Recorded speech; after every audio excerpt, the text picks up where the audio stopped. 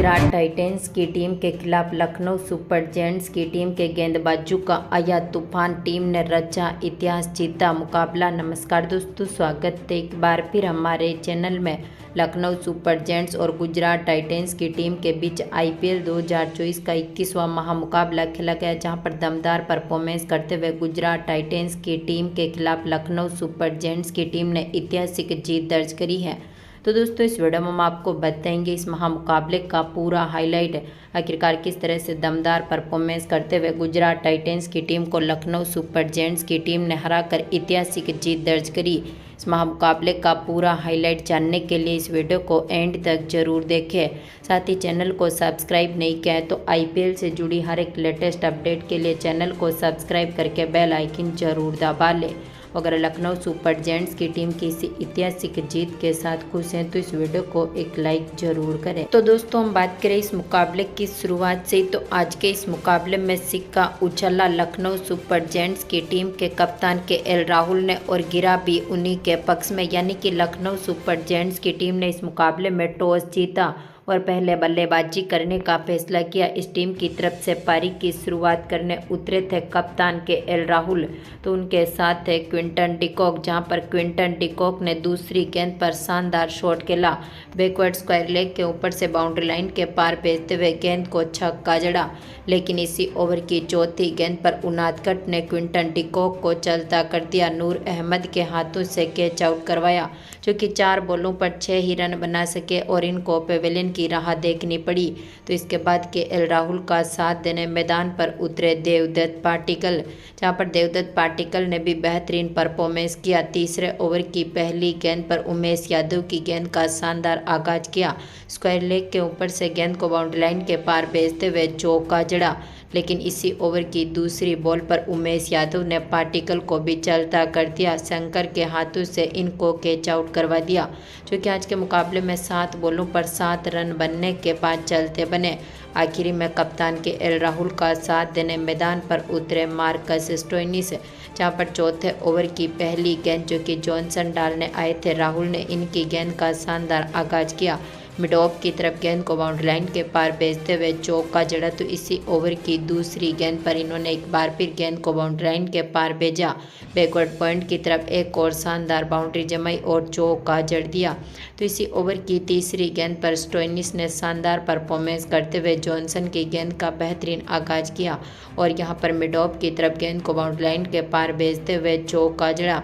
दोनों खिलाड़ियों के बीच एक बार फिर बेहतरीन पार्टनरशिप बनी। 5वें ओवर की 5वीं गेंद पर स्टोइनिस ने एक बार फिर उमेश यादव की गेंद का बेहतरीन आगाज करते हुए चौका जड़ा।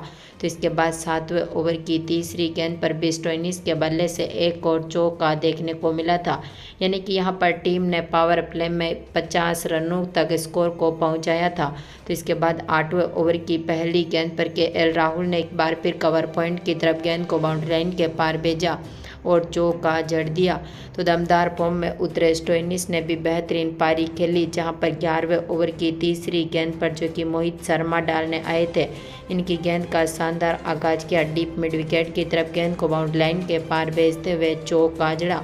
दोनों खिलाड़ियों ने मिलकर शानदार पार्टनरशिप करी, लेकिन इस पार्टनरशिप को तोड़ने में सफल रहे थे दर्शन नालकंडे, जिन्होंने 13वें ओवर की चौथी गेंद पर केएल राहुल का विकेट लिया। तेवटिया के हाथों से इनको कैच आउट करवाया, जो 31 बॉलों पर 33 रनों की शानदार पारी खेलने के बाद पेवेलियन लौटे।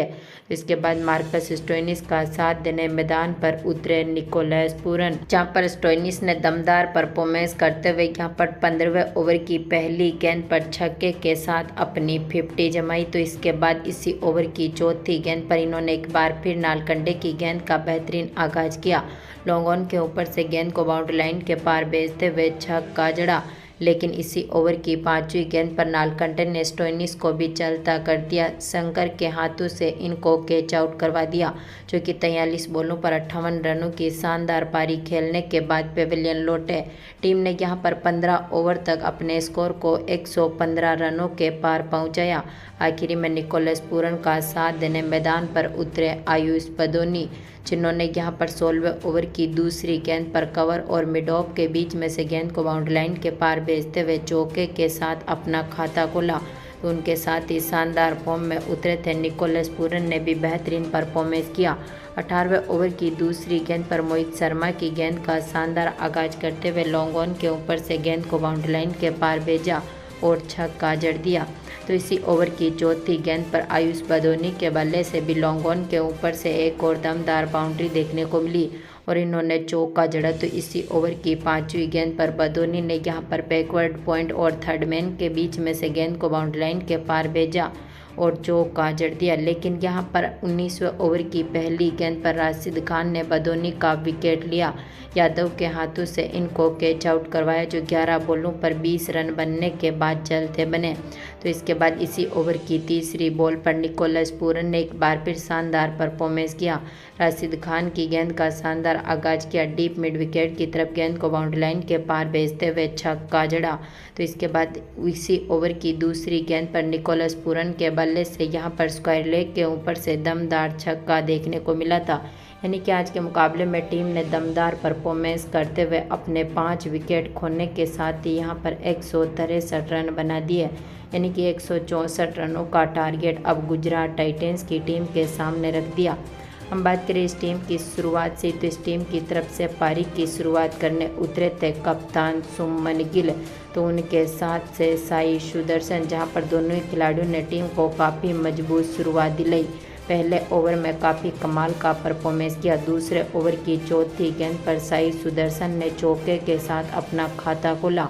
तो इसी ओवर की आखिरी गेंद पर इनके बल्ले से एक और आउटसाइड ऑफ की तरफ शानदार शॉट देखने को मिला और एक बार फिर गेंद को बाउंड्री लाइन के पार भेजते हुए इन्होंने दमदार चौका जड़ दिया।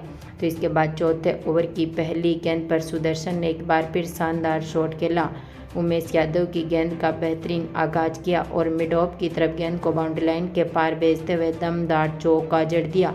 तो इसी ओवर की चौथी गेंद पर सुदर्शन ने एक बार फिर मिड विकेट की तरफ गेंद को बाउंड्री लाइन के पार भेजा और चौका जड़ा। तो इसी ओवर की आखिरी गेंद पर गिल ने भी शानदार शॉट खेला, बैकवर्ड पॉइंट की तरफ गेंद को बाउंड्री लाइन के पार भेजते हुए चौका जड़ दिया। तो इसके बाद छठे ओवर की दूसरी बॉल पर गिल के चौके के साथ दोनों खिलाड़ियों के बीच 50 पार्टनरशिप हुई, लेकिन इस पार्टनरशिप को तोड़ने में सफल रहे थे ठाकुर, जिन्होंने छठे ओवर की आखिरी गेंद पर सुमन गिल का विकेट लिया। यश ठाकुर ने इनको 21 बॉलों पर 19 रन बनने के बाद LBW कर दिया।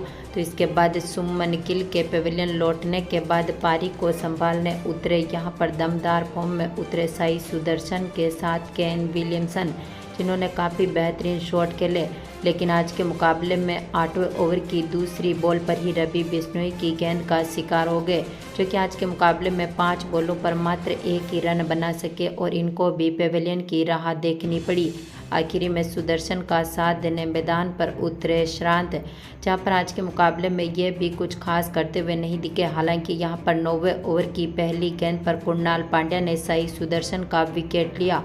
रवि बिश्नोई के हाथों से इनको कैच आउट करवाया, जो कि 23 बॉलों पर 31 रन बनने के बाद चलते बने और यह भी पेविलियन लौटे। तो इसके बाद इसी ओवर की 5वीं गेंद पर श्रांत को विकेट भी कुणाल पांड्या ने अपने नाम पर किया।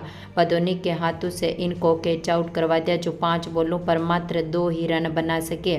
आखिरी में यहां पर विजय शंकर का साथ देने मैदान पर आए दर्शन नालकंडे, लेकिन आज के मुकाबले में ये भी कुछ खास करते हुए नहीं दिखे। हालांकि यहां पर 12वें ओवर की दूसरी गेंद पर नालकंडे ने शानदार शॉट खेला, गेंद को बाउंड्री लाइन के पार भेजते हुए दमदार छक्का जड़ा। 12 ओवर तक टीम का स्कोर 80 रनों तक पहुंचा था, लेकिन 13वें ओवर की पहली गेंद पर ही कुणाल पांड्या ने नालकंडे का विकेट लिया। यश ठाकुर के हाथों से इनको कैच आउट करवा दिया, जो कि 11 बॉलों पर 12 रन बनने के बाद चलते बने, यानी कि पूरी तरह से पारी बिखरती हुई दिखी। आखिरी में विजय शंकर का साथ देने मैदान पर उतरे राहुल तेवटिया, जहां पर दमदार फॉर्म में उतरे शंकर ने यहां पर 14वें ओवर की चौथी गेंद पर शानदार शॉट खेला, दमदार छक्का जड़ दिया।